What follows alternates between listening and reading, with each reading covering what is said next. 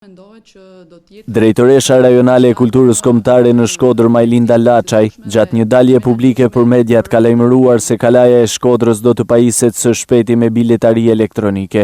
Ky financim i Fondit Shqiptaro-Amerikan të Zhvillimit, sipas Laçajt, do t'i shërbejë rritjes së numrit të turistëve në kala.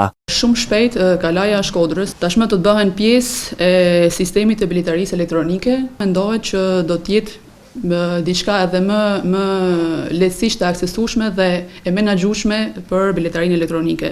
Është edhe ndarja në target grupe të ndryshme të biletarisë, për sa i përket edhe çmimit të biletave, pra do të jetë e ndryshme për moshat e reja, për fëmijët, për grupet vulnerabel.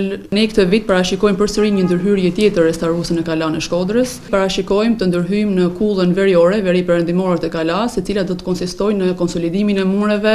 Sa i përket turistëve, Laçaj tha se në periudhën janar, shkurt dhe gjysmën e muajit mars, numri i tyre ka pësuar një rritje me 27% nga viti i kaluar. Mund ta llogarisë deri më datën 15 mars. Në vitin 2016 ka pas 1275 vizitorë, ndërsa 2017 për të njëjtën periudhë ka 1617 vizitorë, pra rritja është me 27% deri në momentin që flasim.